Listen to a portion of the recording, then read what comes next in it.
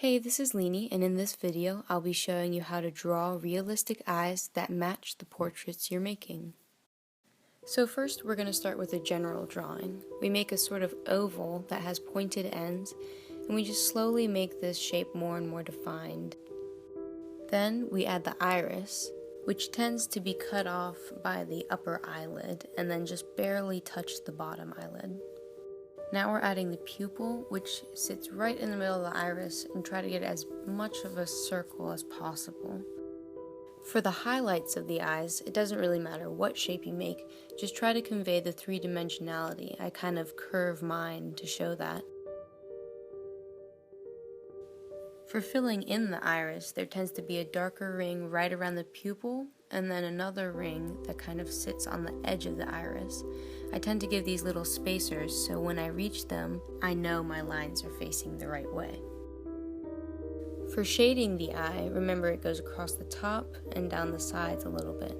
So the top is the darkest place because the eyelashes tend to block out a little bit of the light. So the top of the iris is going to be the darkest point probably in the whole eye. There are also some lines that go above and below the eye to kind of show the eyelid, which are fairly important and making it seem very three-dimensional and realistic. For shading the tear duct, they tend to be quite dark, but that's mostly in comparison to the eye, but when you have a full portrait, you tend not to have as dark of a tear duct.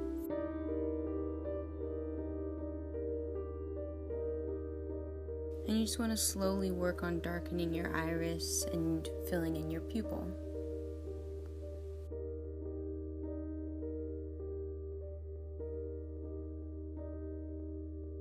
Eyelashes kind of remind me of drawing a pumpkin because they have this curving effect that goes around the eye. But remember that the top eyelashes are a lot thicker than the lower eyelashes, which I probably didn't exaggerate enough in this drawing. So now let's take this a step further and move on to matching our eye to a portrait.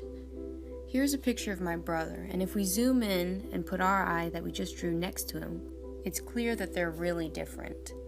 So here are some tips for making your eyes match the person you want to draw. So we start out by observing the shape, sort of the orientation of the eye, which is generally not head-on, but in this instance, it's kind of curved where you don't even really see the second half. In this phase, you can really just play around with it. Don't be afraid to erase or make new marks.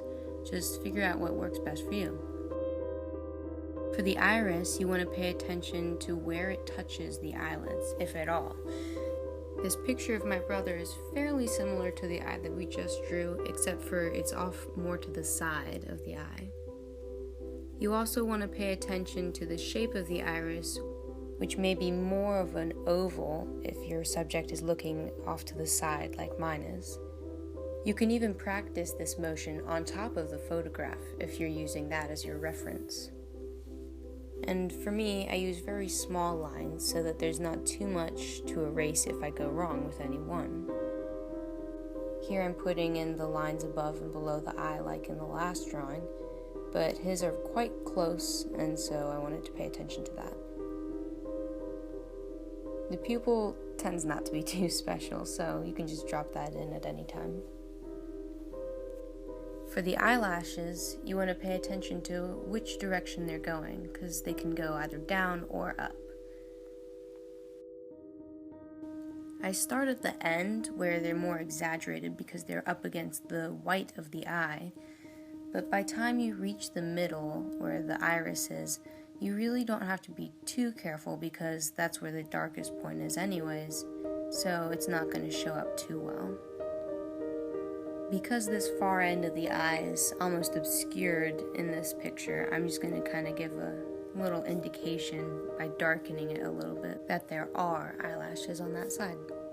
The lower eyelashes, on the other hand, tend to be fairly light and almost invisible. So most often when I'm drawing these, I just shade a little bit darker just to give an idea of where the eyelashes would be, instead of making these very hard lines. Now, just to give your eye a little bit of context, you do want to pay attention to the shadows that are around it. Most of the time they tend to go a little bit into the nose and just below the eyebrow. So I'm just going to give a little bit of a guideline for that. And now we can move on to shading.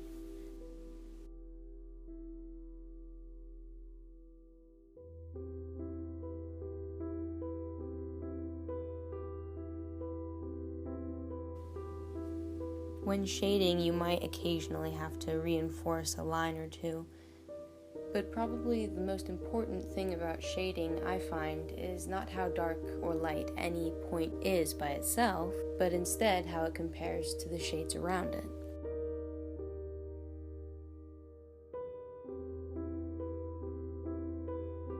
So we're still using the same techniques to fill in the eye, but we're paying close attention to the relationships between the shades of the iris.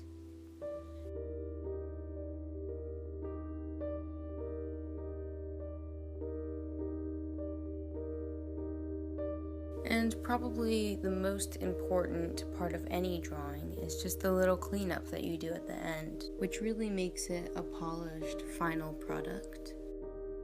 Now, in a full portrait, I would probably be doing a lot more measuring between the nose and the eyes and just coming up with different relationships.